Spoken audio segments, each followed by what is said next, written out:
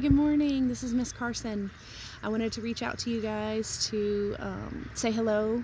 We miss you guys. I know that all of our teachers and staff, as well as our amazing admin team, has been very busy trying to change lessons over and get resources together to be able to best serve you guys. But I also wanted to acknowledge that this has been a change for all of us, you guys included. So thank y'all for sticking with us and asking questions if you have them. Hopefully your distant learning experience is going well. I wanted to try to keep some semblance of normalcy in this chaos that we're living in, and I wanted to continue to do First Chapter Fridays. So I was able to go up to the school and get some of the South Carolina Young Adult Book Award nominees for next year. And one of the first books that grabbed my attention almost immediately, I know right now there are so many other things between schoolwork and then Netflix, YouTube, TikTok videos that you can easily lose yourself for hours.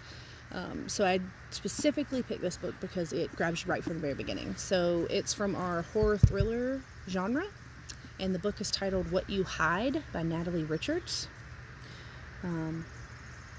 So I'm going to go ahead and read the back of it first, and then I'm going to start reading chapter 1. So, on the mirror in red-brown lipstick smears is a message that was absolutely not here when I walked in. Stay hidden. It's not like Mallory wanted to leave home, but it wasn't safe to stay. So she sleeps at her best friend's house and spends most of her time at the library, figuring out what comes next, determined to not live in fear like her mother. Spencer volunteers at the library. Sure, it's community service for a stunt he pulled, but he likes the work, and it's the perfect escape from his parents' pressure to excel at school, at ice hockey, at everything, especially after he meets Mallory. Then a tragic death turns their sanctuary into someplace sinister. Ghostly footprints, strange scratching sounds, scrawled messages on bulletin boards and walls. Mallory and Spencer don't know who or what is responsible, but one thing is for sure, they are not alone, or as safe as they thought. So this book is told in alternating points of views between Spencer and Mallory. So the first chapter is going to be in Spencer's point of view. So, Spencer, Thursday, October 19th, 1:13 a.m., Fairview Public Library. I've broken curfew for plenty of stupid reasons, but climbing the public library, I really can't be thinking of doing this. I am, though. Not that I could tell you why. Why would a perfectly rational guy decide to take a jog at 1 a.m. in the morning? And why did that jog turn into a dead sprint? Until I stopped in this alley, sweaty and alone on the narrow strip of pavement between the parking lot and the book drop. I can't figure out most of tonight, but I know this. I want to climb to the top of the Fairview Public Library. It's not a good idea. Climbing that wall has terrible choice written all over it. But it'd be easy, 30, maybe 35 feet, which I could scale in my sleep, especially with all of those chunky slabs of stone creating perfect crevices for my fingers and toes. I can't believe I've never noticed them. Back in 4th grade, I walked here every other Tuesday for class visits. It was a building full of books then. Now, it's an unexplored vertical trail, my ticket to a view I've never seen. I do this a lot, scan buildings for ascent routes. That's what happens when you love climbing. I want to climb rocks and trees and the football stadium and the water tower and apparently the library. Seriously, I could do it in 5 minutes, maybe less, which is plenty of time to get arrested in this town. Here, tucked close to the side of the building in the alley, I'm not easily seen from Main Street. Halfway up the wall, though, I'd be exposed. So don't be stupid. I wipe my sweaty hands down the front of my pants and move closer, dragging 2 fingers down the stone. Rough, grippy. A memorial plaque sits on the ground near a weepy cherry tree. Higher knowledge for our better future. I flinch, images flipping through my mind like flashcards. Dad at his spreadsheet, Mom at her leather journal, and me typing as fast as my fingers will let me, stacking up rows of words that paint a pleasing story about who I am and what I want. I don't know that I decided to start climbing. I just kicked off my socks and shoes, and it happened. I test the edge of the curved brick with one hand, and my toes find a natural perch on another. It's a strong position, a good hold. One upward glance and the path reveals itself. A push with my foot and my left hand will go to the slightly darker stone. My right will reach the slab below the first floor window. Then, the edge above it. I see one smooth white stone that might give me trouble, but I can always go to the ledge on the second floor window if I need to. I start my ascent. Slow and steady, the world slips quietly away. I can hear my mom listing college hockey stats, and I can't see my dad's post-graduation salary predictions. None of the things I should do and be matter up here. Eyes open, core engaged, grip strong. This is only the steady hunt for the summit when I climb. Nothing else, and so far this hunt is easy pickings. My fingers slip, and I frown. Retreating to my former hold, I try again. The problem is the smooth, knobby bit I'd seen below, the one I feared might give me trouble. A third attempt, and I pull back to reassess. I need an alternative, because I can't grip that smooth section without rosin, and I don't have rosin. Or a harness. I'm 25 feet up with no harness. This fact hits me square in the chest, and in the span of one breath, my heart turns to a bag of worms. I grip my toes and push close to the wall to steady myself. Panic and stupidity lead to most climbing accidents, and I've already covered the stupidity bit. Not smart, I tell myself, and that's all I'll allow. I'll have to rub this lesson in later when I'm back on the ground without an assortment of broken bones. When my heart slows to a steady thud, thud, thud, I start looking for a better route. I may be 10 or 15 feet from the top when my adrenaline wears off. It feels doable. This is not a difficult climb. Once I'm up, the fire escape ladder on the back of the building will make for an easy way down. I just need to do it. I relax into my feet and start up the path closest to the second-story window. I still have the sill if I need it. I push off my right foot as I reach up, a good pinch at a comfortable reach. Excellent. See? Plus, I see a perfect lip for my left hand, so I push through that leg to snag the next hold. My grip sticks, but something snaps.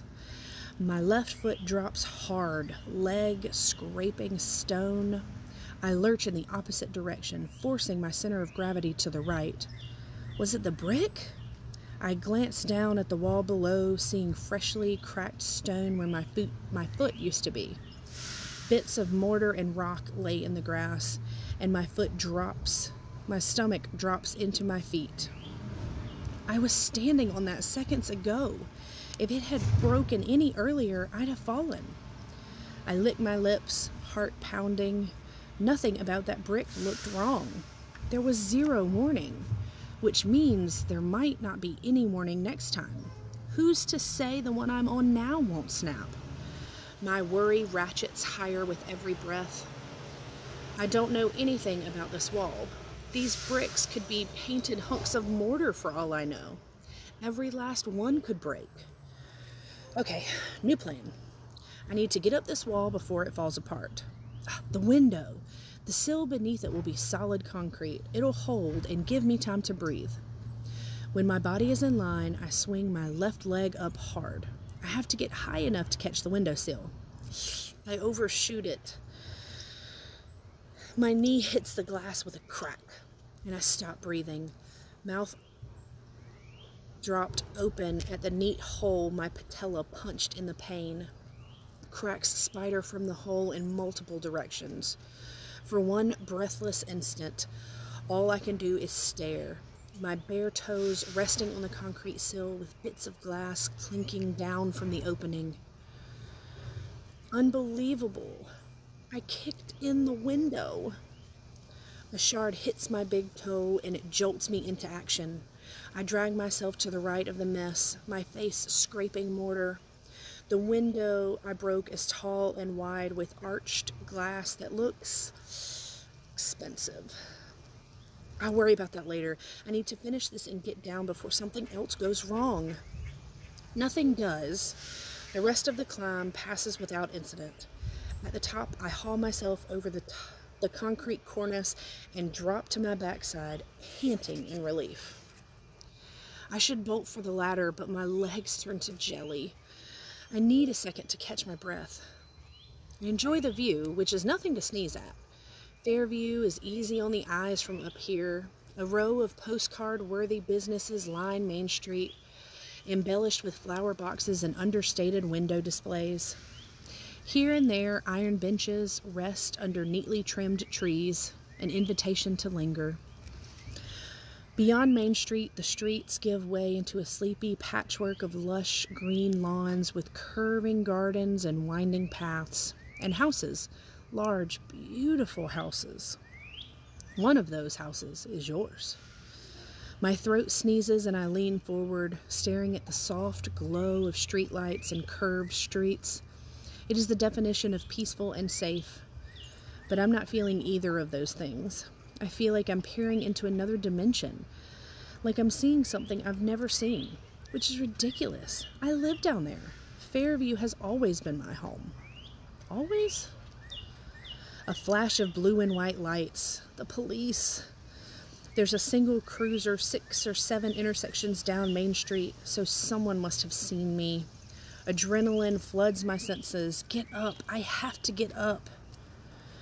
My body is heavy, immobile. What the heck is wrong with me? I need to run. But I don't.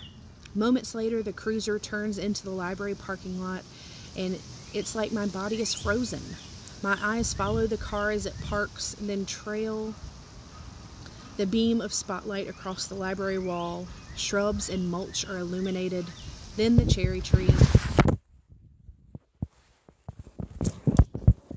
Sorry about that. The wind took over. All right, almost done.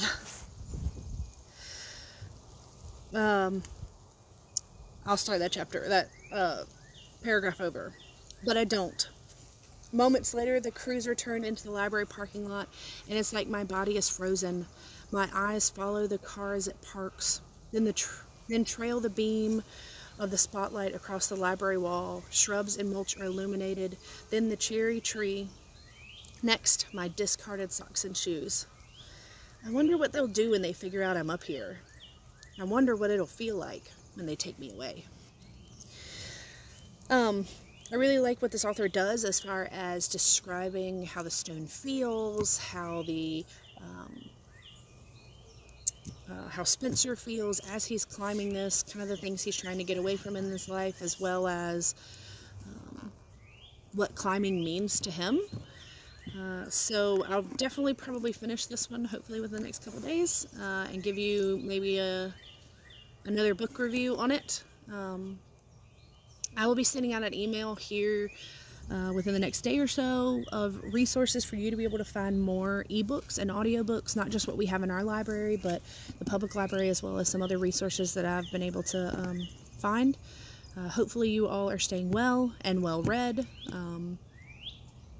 And I can't wait to see you guys. Like I said, I know that we are quarantined right now, but this was a way that hopefully I could reach out to you guys. If you have any questions or want to be able to find ebooks, or you need anything, please reach out by email, jcarson@lexington1.net.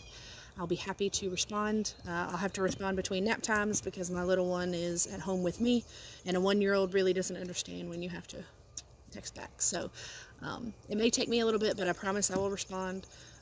Like I said, I hope you're all doing well, and don't forget to be reading. Thanks, guys.